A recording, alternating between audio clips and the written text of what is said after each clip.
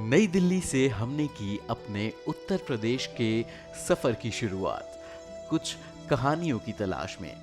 कहानियां जायके की, पहनावे की, शहरों की। चलिए हमारे साथ सबसे पहले लखनऊ। माना जाता है कि लखनऊ की नींव लक्ष्मण जी ने रखी थी। इस शहर पर लंबे वक्त तक दिल्ली की सल्तनत, मुगल और ब्रिटिशर्स की हुकूमत रही है, जिसकी छाप आज भी देखने को मिलती है। सुबह की शुरुआत लखनऊ की फेमस जलेबी और पूड़ी सब्जी के साथ करनी थी, और इसकी तलाश खत्म हुई नेतराम जी के यहाँ, जहां देसी घी में तैयार होती जलेबी और पूड़ियों की खुशबू आपको दूर से खींच लाएगी।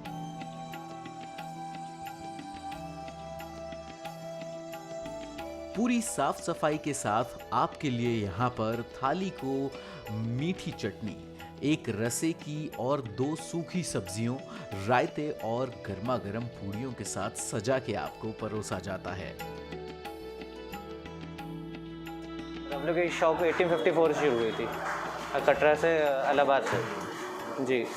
और ये देखिए मेरे बाबा जी पे अगर आप फोकस करें तो देखिए जो फर्स्ट नेतराम जी दिख रहे हैं, इन्होंने शुरू करी थी 1854 में शॉप इलाहाबाद में। जी नमस्ते, मैं नेतराम वालों के यहाँ से बात कर रहा हूँ। जी मेरा नाम अमोल है और हम लोग की शॉप श्रीराम रोड पे है लखनऊ में। और देखिए हम लोग का मेन फेमस आइटम तो देखिए पूड़ी कचौड़ी, जलेबी, इमरतियाँ हैं और मिठाइयाँ हैं। अमीनाबाद में घूमते हुए मुझे इस जगह के बारे में यहाँ के लोकल लोगों ने बताया, और आई होप कि यहाँ की जो तारीफ़ मैंने सुनी है, खाना उतना ही अच्छा हो।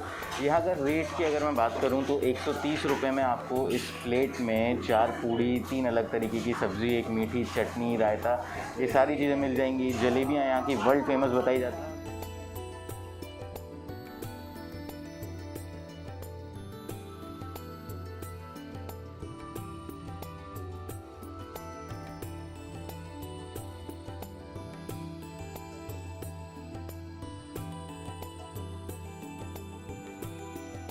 तो अभी यहाँ से नाश्ता करके मैं निकला हूँ और सीरियसली बता रहा हूँ, बहुत अच्छा टेस्ट था। जलेबी इससे बेस्ट मैंने आज तक कहीं नहीं खाई। और चाहे पूड़ी हो, सब्ज़ी हो, सब में आपको ना ज़्यादा मसाले मिलेंगे, ना आपको कैसा भारी करने वाला वो फ्लेवर मिलेगा। अच्छा फ्लेवर था, सब कुछ अच्छा था, घर जैसा फ्लेवर था। सो आई रियली लव्ड इट। और ये लखनऊ के लोगों को भी बड़ी पसंद है। सो जैसा मैं भी बता रहा था, लखनऊ के अमीनाबाद मार्केट में घूम रहा हूँ और इस मार्केट में आए और चिकन की कहानी नहीं सुनी तो फिर क्या अमीनाबाद आए। तो अमीनाबाद में मैं भी चिकन की कहानी सुनने और आप लोगों को सुनाने ले जा रहा हूँ एक बड़ी ख़ास जगह पर, एक बहुत पुरानी दुकान पर। तो आइए सुनते हैं कि लखनवी चिकन की आखिर कहानी क्या है। अवध लिबास लखनऊ चिकन के काम में सबसे पुरानी दुकानों में से एक है, जहां पर मैंने जाना क्या है लखनऊ चिकन की कहानी और ये कितना पुराना है। 400 बरस पुराना है और गरीबों की परवरिश के लिए चिकन काम चालू हुआ। कोई काम तो था नहीं, तो लखनऊ के अंदर और लखनऊ के आसपास के ज़िलों में ये काम को चालू किया गया। जो नवाब अपने के यहाँ परवरिश करते थे, लोगों कारीगर को बिठाते थे, तो साल भर में वो अपने अंगरखे, अपने गरारे, औरतों के दुपट्टे, ख़वातीन के दुपट्टे वगैरह बनते थे, उनके ड्रेसेस बनती थी, वो गरीबों की परवरिश होती थी। ये है कंगन वर्क, कील कंगन, मगर एक कील कंगन नहीं है। ये कंगन बहुत साफ बनता है, उसके अंदर जाली बनती है। ये बखिया काम बना हुआ है, ये फंदे का बना हुआ है, ये फंदा है। ये जो आजकल के चिकन बिक रही है, बस ये चिकन के नाम बिक रहा है। सही चिकन देखिएगा, इसके डीप में जाइएगा तो बहुत एक्सपेंसिव है। उस वक़्त नवाब लोग पहनते थे, आज का रईस पहनता है। बाकी जितना भी चिकन लोग पहन रहे हैं, ये उसका नाम पहन रहे हैं।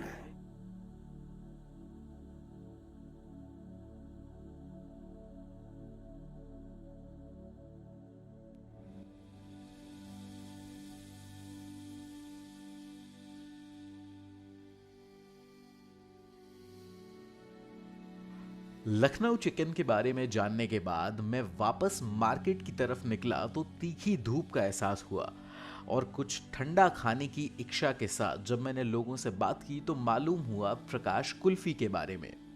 मैंने भी अपने लिए एक प्लेट का ऑर्डर कर दिया, जिसके बाद एक बड़े मटके में से खनकते हुए कुल्फी के सांचे को निकालकर प्लेटिंग के लिए आगे बढ़ा दिया गया, जिसे 2 अलग रंग के फालूदे और गुलाब जल के साथ परोसा गया। गर्मी का आलम ये कि टेबल तक आते आते कुल्फी का पिघलना भी शुरू हो गया था। मैंने देर न करते हुए चम्मच से कुल्फी का एक निवाला तैयार किया और प्रकाश की फेमस कुल्फी का जायका लिया।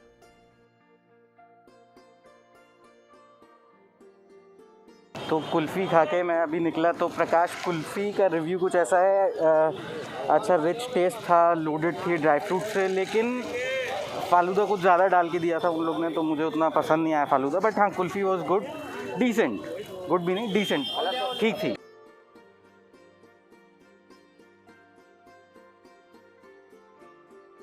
कुल्फी खाने के बाद अब बारी थी लखनऊ के मशहूर मोम जैसे नरम टूंडे कबाब की कहानी जानने की।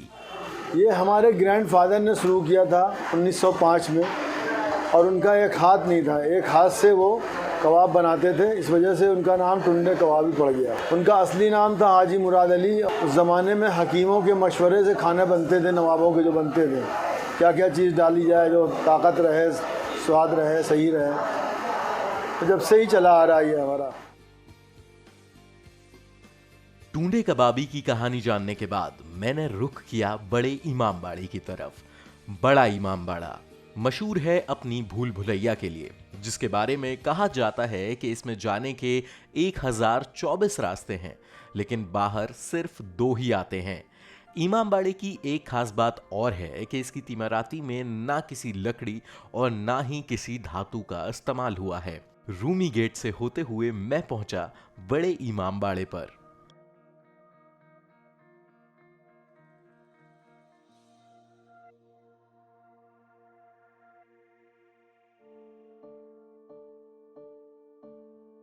तो इस वक्त मैं हूँ बड़े इमामबाड़े पे और सोचा था कि यहाँ आके इसकी कहानी और सारी चीज़ें आपको दिखाऊंगा। अभी यहाँ भीड़ मेरे आसपास का, मैं मास्क उतार देता हूँ मैं, क्योंकि मैं भी शायद पिछले कुछ शॉट्स में जहाँ मास्क था आवाज़ की दिक्कत रही हो। तो यहाँ पर मैंने सोचा था कि आप लोगों को ये बड़ा इमामबाड़ा पूरा घुमाया जाएगा, क्या है, कैसा है, इसकी कहानी क्या है, क्यों इतना फेमस है, यहाँ की भूल भुलैया इतनी फेमस है, वो आपको दिखानी थी। लेकिन ये जो मेरे पीछे आप बोर्ड देख रहे हैं, इसको मैं अभी अगले फ्रेम में सीधा करके दिखा दूँगा। इसमें कुछ लोगों ने जो है वो कुछ ऐसे वीडियोस बनाए थे जिसकी वजह से काफ़ी बवाल हो गया और वीडियो शूट करने की परमिशन अब बंद कर दी गई। तो बड़ा इमामबाड़ा तो मैं नहीं आपको दिखा पाऊँगा, बाकी रूमी गेट और लखनऊ में क्या क्या चीज़ें हैं वो सारी चीज़ें आगे आपको देखने को मिलेगी। तो अभी जैसा मैं आपको बता रहा था, बड़े इमामबाड़ा पर मैं गया था, वहाँ से अभी मैं वापस जा रहा हूँ। मेरे पीछे ये रूमी दरवाज़ा आप लोगों को नज़र आ रहा होगा। वैसे ये 1784 में लगभग बना था और एक वक्त था जब इसे नए लखनऊ और पुराने लखनऊ के बीच का दरवाज़ा माना जाता था। वैसे काफ़ी पुराना है और जिस तरीके की ये हिस्टोरिक प्रॉपर्टी है उस तरीके का रख रखाव इसका नहीं है, ना पब्लिक की तरफ से ना गवर्नमेंट की तरफ से। काफ़ी जगह से टूट रहा है, लोगों ने पीक मार रखी है, मतलब थूका हुआ है, उसके ऊपर पोस्टर्स लगा रखे हैं, कुछ लोगों ने अपनी आशिकी का परिचय दे रखा है। तो ये काफ़ी शर्म की बात है। वैसे अभी आगे मैं यहाँ पर पास में घंटाघर है, वहाँ जा रहा हूँ। सुना है कि शाम के वक्त वहाँ पर काफ़ी अच्छा माहौल रहता है। तो मैंने सोचा लखनऊ के बारे में, यूपी इलेक्शन आ रहे हैं तो उसके बारे में लोगों से बात किया जाएगा और वो आपको आई गेस लखनऊ के आखिरी चैप्टर में देखने को मिलेगा। शाम का वक्त है और फ़िलहाल मैं हूँ हज़रतगंज में। ये मेरे पीछे आप मेट्रो स्टेशन देख सकते हो और मुझे यहाँ लोगों ने बताया कि यहाँ पर ना आपको एक जगह ज़रूर जाना चाहिए चाट टेस्ट करने के लिए। और अपने यूपी की चाट वैसे भी बड़ी फेमस है और लखनऊ की रॉयल कैफ़े की बास्केट चाट काफ़ी फेमस है। सो यहाँ की फ़ेमस बास्केट चाट कैसे बनती है, क्या टेस्ट है, टेस्ट मैं आपको खाने के बाद बताऊँगा। लेकिन उससे पहले ज़रा आप खुद देखिए कि कैसे बनाई जाती है लखनऊ की फ़ेमस बास्केट चाट रॉयल कैफ़े की।